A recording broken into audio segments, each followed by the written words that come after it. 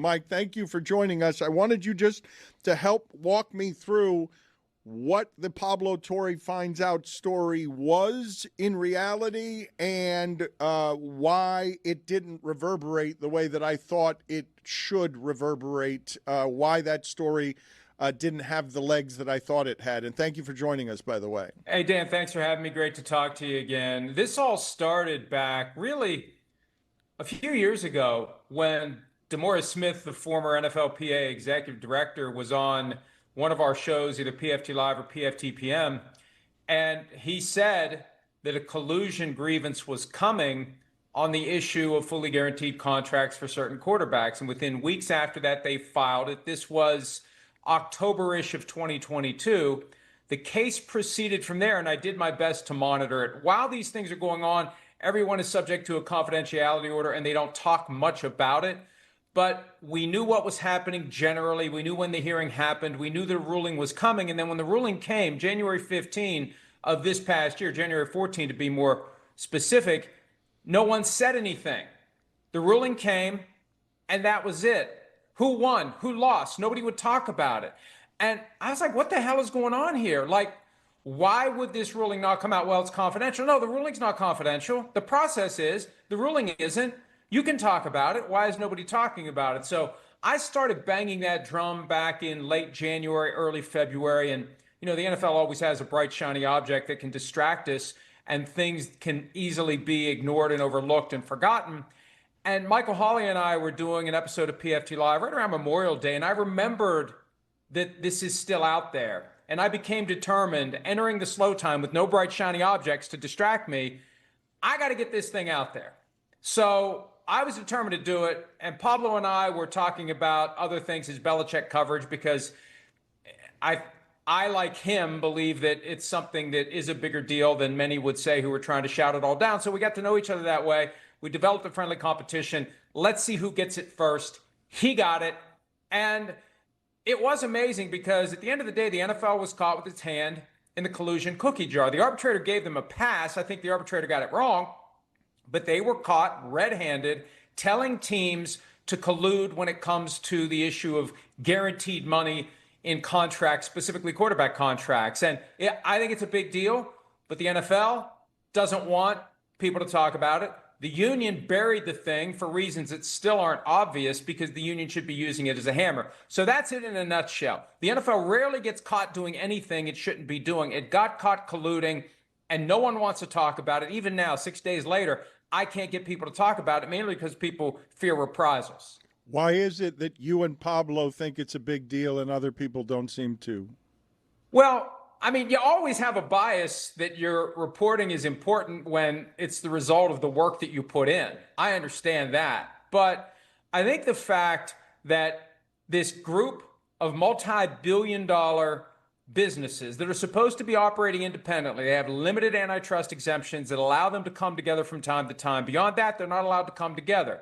And it's been suspected for years when they get together 4 times a year, every 3 months or so, and March is the big annual meeting. It's been suspected that they do collude. They do compare notes. They just usually are cleaner about it. This time they got sloppy. This time there was a paper trail. This time there was circumstantial evidence of both a direction to collude and actual collusion. And it made it fascinating because we finally were able to show this is exactly what's going on. And Dan, like in so many other situations, the cover-up is worse than the crime. And the failure of the NFLPA, this is the most fascinating aspect of it to me, because this thing should have become a cudgel in multiple different ways and forms and fashions to try to give the union some leverage against the league. They put the thing in a vault and locked it and won't talk about it. And both sides, they wouldn't let anybody read it. They didn't distribute the thing. It was like it never even happened. So what becomes far more compelling, I think, for Pablo and for me is the idea that once this thing hit, both sides have worked so hard to keep it a secret. Do you have any hypotheticals there that we can get to on why it is that the union wouldn't want any of this seen? But before I get to that question, is there anything behind you in what seems like a really lovely kitchen that has any meaning to you? Is there any glass back there or anything behind you that would be something that you're attached to? No, it's just what's behind me. And this is actually, and I'm not trying to flex, I'm just answering your question. This is the wine cellar in the house that we bought that we keep no wine in. But the guy we bought the house from owned two businesses, a pool company and a winery. So he's got a really nice pool and a really nice wine cellar. And I just happen to have a router on the wall next to me. So it gives me uninterrupted, full service. The guys from Pardon My Take like to say I'm in an Olive Garden restaurant. But what's behind me is what my wife has deemed suitable to be behind me when I do these. Mike, are those granite or marble countertops? Because they're absolutely splendid. They are marble. They are Okay, marble. that's a good choice by you. I want to ask you this question. From a legal standpoint, had the independent arbiter ruled in favor of the players' union and against the NFL, what would have been the ramification? Well, that's a great question because we don't know how the damages would have been calculated because the damages for what started as three quarterbacks, Russell Wilson, Kyler Murray, and Lamar Jackson, eventually expanded to include 594 other players who didn't get fully guaranteed contracts. The argument is after the Deshaun Watson fully guaranteed contract, the league decided we have to stop this. We have to get the teams to not do this. So they turned off the faucet. So every player who didn't get a fully guaranteed contract was in this group. But you'd have to almost figure out player by player how much money they lost by not having a fully guaranteed contract. Because what happens with these contracts, once you get through the first year or two, the team has the ability to tear it up and move on whenever it wants. How many guys had their contracts torn up? How many guys didn't? So I think it would have been a very complicated process for determining damages. But when you have that many players, it easily could have become a very, very large number. And you mentioned independent arbitrator. That's an important point here because it really isn't independent like a court. The arbitrator is selected by both the union and the league, and either side can pull the plug on the assignment at the end of the current term, whenever they want. And I think there's a political analysis that any arbitrator in that kind of a setting has to do when, as in this case, he was expected. The argument was that the owners were claiming they don't collude, but the circumstantial evidence proved otherwise. You're basically finding that multiple NFL owners aren't telling the truth when they say we didn't collude because the circumstantial evidence proved otherwise. And I think that made it hard from a political standpoint for the arbitrator to come to that conclusion because I just think he got it wrong. I think not only was there an attempt by the league to collude, the owners did collude, and that's why the league ultimately won. The arbitrator wasn't willing to go that far and say they did collude. What a fart noise for you and Pablo, though, for you guys to be here being like, the arbiter got it wrong. You get the 61-page report, the arbiter's sitting there proving all the things that you want proven, and then at the end he rules. Never. It's just, it's really, you're like reading it and you're like, oh, this is damning, this is damning, this is damning. Oh, the arbiter got the whole thing wrong. Like that. What is that? He twists himself into knots to dismiss the best evidence of collusion in action. And I practice law. You never get people on the witness stand admitting that they ordered the code red. You've got to thread the needle with circumstantial evidence and then argue to a jury that what the person said on the witness stand isn't true. And there was so much in there. If this would have gone in front of a jury, I'm confident the NFL would have lost. It's one of the reasons why big companies don't want to have to answer to juries. There's something about the collective wisdom of a jury of average people that can sniff through bullcrap and come to compelling conclusions. That's what this needed, not an arbitrator, but a jury that would have quickly found that the NFL was indeed colluding. This is what I'm going to do with Florio now. I'm going to give you a second here to gather your thoughts on this. You have read the report now at least 2 times, 61-page report.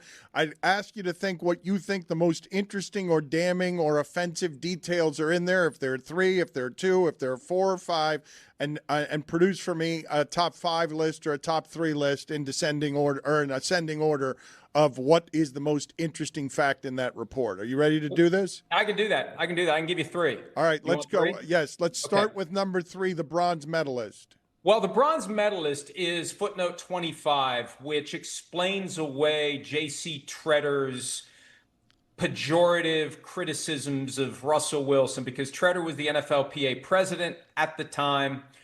He had some choice things to say about Russell Wilson when he didn't hold the rope in this game of tug of war to try to make the Deshaun Watson fully guaranteed contract spread to others. Because if it had spread to others, maybe the new status quo would have been everybody gets fully guaranteed contracts. So Tretter didn't like that. He said some mean things about Wilson. And the thinking is one of the big reasons this thing got buried was to protect Tretter and his aspirations to become the NFLPA executive director at some point. All right, so your timing was bad on that, Chris Cody, but I don't blame you. We're gonna coach Mike Florio up a little more on this game. It's not your fault. It's okay. what did I do? No, it's okay. We just sort of need number 3, and you need to give us like a tight sentence, and then he hits the fanfare, and then you explain it. You couldn't have known. You're a novice to the game. Sorry. That's okay. I blame Chris Cody, but it's all right. Number 3. Okay. So number 3, footnote 25, which shows that J.C. Tretter had reason to keep this thing quiet. That's how you do it. There it is. All right. It can be taught. All right. Number 2. Second chances. Right. Number 2. Number 2, former Walmart CEO Greg Penner giving a crap about his competition. Bang. Do you want more details? Yes, that's where you elaborate. Okay. Yes, you'll get All right, on the last well one. You're really going to nail this. I feel like we're going to Okay. dismount perfectly. So the discovery process that preceded the hearing in this case found internal communications, emails, texts, etc., where Greg Penner, the former Walmart CEO, who was running the Broncos post-August of 2022 and was there when they were doing the Russell Wilson contract, he was informing his other owners, the other partners in the ownership of the Broncos, about the Wilson deal and making comments along the lines of other owners will like this. And the first thing I thought was, this guy was the CEO of Walmart. Do you think there are any emails within Walmart when he was the CEO that had comments like, Target will really like this? And it is absolute proof that these businesses that are supposed to be in competition are in coordination, which is another way of saying in collusion. You should never care whether your business decisions will help a competitor. If anything, you want your business decisions to hurt a competitor. You want the thing that you do that is right for you to be wrong for your competitor, and your competitor to be forced to pick a bad lane. So that to me was so damning, because in any other business, you are never going to think how much this might help one of your competitors. Number 1, according to Mike Florio, Pablo Torre finds out is the name of the podcast. This reporting was very strong. This episode, as most with Pablo are, was very strong. Number 1, Mike Florio. Well, and it would come from the table read that Pablo and I did of the text message exchange between Chargers owner Dean Spanos and Cardinals owner Michael Bidwell. In that exchange, Yes. Spanos congratulated Bidwell on managing to hold the rope and have a non-fully guaranteed contract for quarterback Kyler Murray. Along the way, Bidwell said, we fought hard to not have a fully guaranteed deal. There were comments made about the ridiculous deal that Cleveland did with Deshaun Watson. And Spanos, with the comment that should have Justin Herbert, the Chargers quarterback, up in arms, this helps us with our quarterback. And Herbert would be, now again, nobody's talking about this, nobody's saying anything about it, but Herbert would be the prime guy to stand up and say, hey, this collusion affected me because my owner was trying to work with the owner of another team to make sure he wouldn't have to give me a fully guaranteed contract. That, to me, there were two smoking guns. One from the league's perspective, where they're reduced to writing their communications about their desire to tell the owners to pull back on guaranteed contracts. From the owner's perspective, the Spanos-Bidwell exchange, that just shows, even though the arbitrator got it wrong, it shows that they were coordinating and necessarily colluding. Florio, I just hate that you and Pablo can't get this thing off the ground because you have to keep saying some form of, even though the arbitrator got it wrong. I know, and he did. But that's the thing. I don't understand why. So, now, I must have done 15 radio and podcast appearances last week that I ordinarily wouldn't have done. So some folks get it, but the people who are in position to advance the ball, and think about it, there is an army of reporters who devote their professional time to covering the NFL. And when a story like this comes along, there are ways to advance it. You get comments from players, you get comments from agents, you get different angles. You talk to an expert if need be to tell you what this all means. How many stories do we see where there are quotes from a professor from NYU or this guy or that guy talking about what this all means? There has been no effort by anyone to push this thing forward. So the hope is, by the league and the union, that it dies on the vine. And I know I've been doing everything I can to keep it alive. And I'm glad you're still talking about it, because a weekend in the summer can be a hard reset. And I'm appreciative that you didn't treat it like that and you're still on it. PFT Live airs weekdays on Peacock, NBC Sports Now channel, and NBC Sports Radio. Before we let you go, name them. Who needs to chase this story down? Name them. Who needs to be the one putting the work in to chase down the last parts of this story? Go ask Herbert, hey, how much money did this cost you? Ask Herbert's agent, are you aware that they colluded in a way that affected your guaranteed money? Well, anyone and everyone who covers the NFL on a national basis, all of the insiders who specialize in telling us what's going to be announced 5 minutes before it does, but never finds out anything they don't want us to know, they should all be on it. They won't be.